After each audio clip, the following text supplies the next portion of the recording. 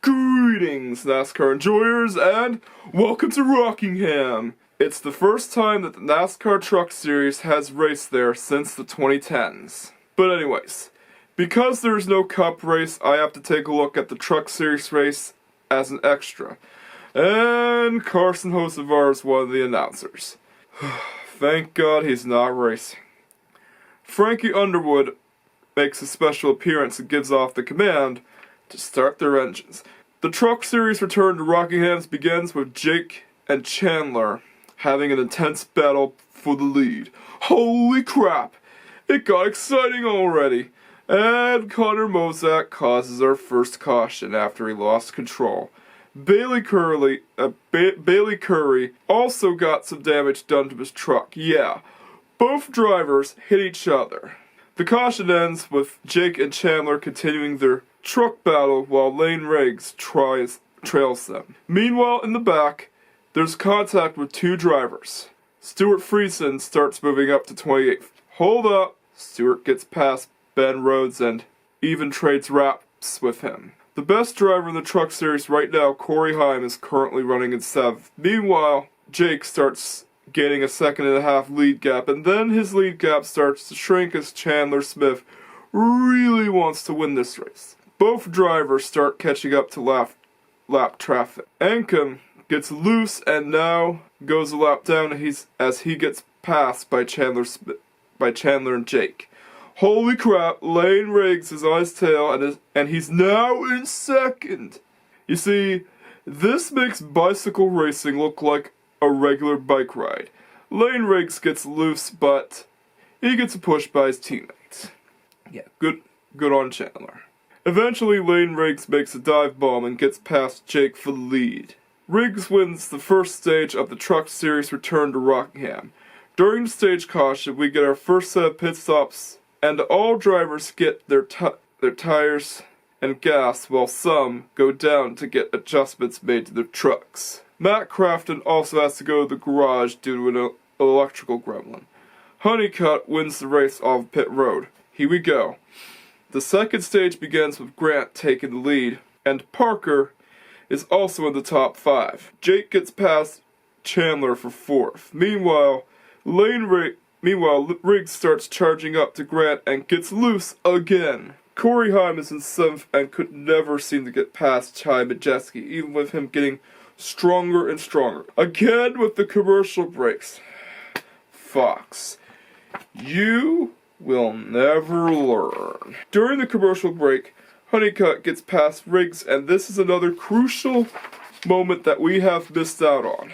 Corey Day is a few laps down as he has mechanical issues to his truck. Riggs gets his lead back after they got caught up in lap traffic. While Riggs continues to lead, Mosack makes a comeback after the caution that had happened earlier and is now in 10th. And just like that, Lane Riggs wins the second stage.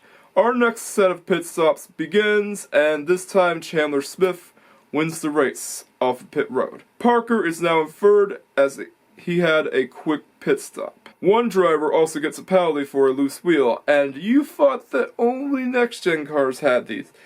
But guess what? Even 5-lug wheels aren't safe from getting loose. But anyways, the third and final stage begins with Chandler and Raja battling for the lead. And Parker jumps up to 2nd after Raja gets loose, and we get one heck of an exciting battle. Oh man, this is so exciting. Hold up. Daniel Hemrick is now in 2nd. Fenhouse also gets loose after contact ensues.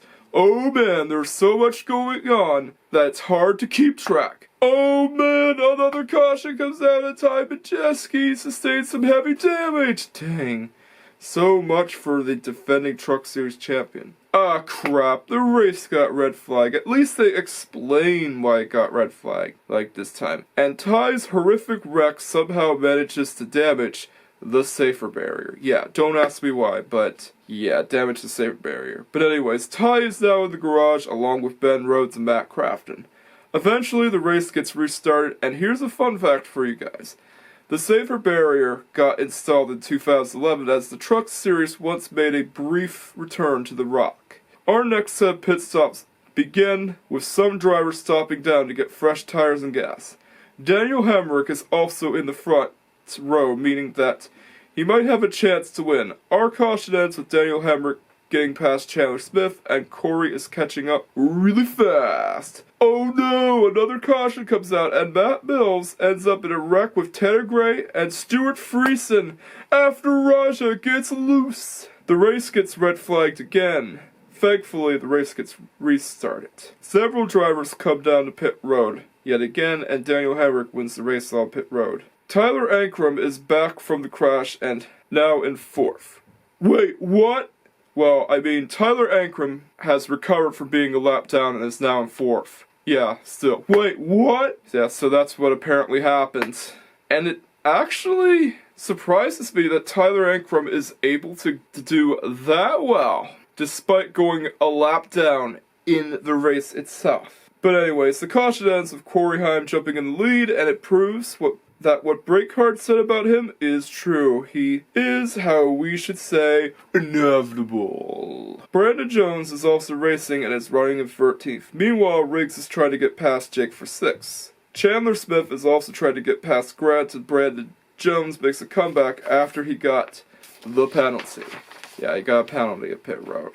I would put on the Thanos theme, except I can't, but Corey is becoming like Thanos as he's now led almost every Truck Series race this year.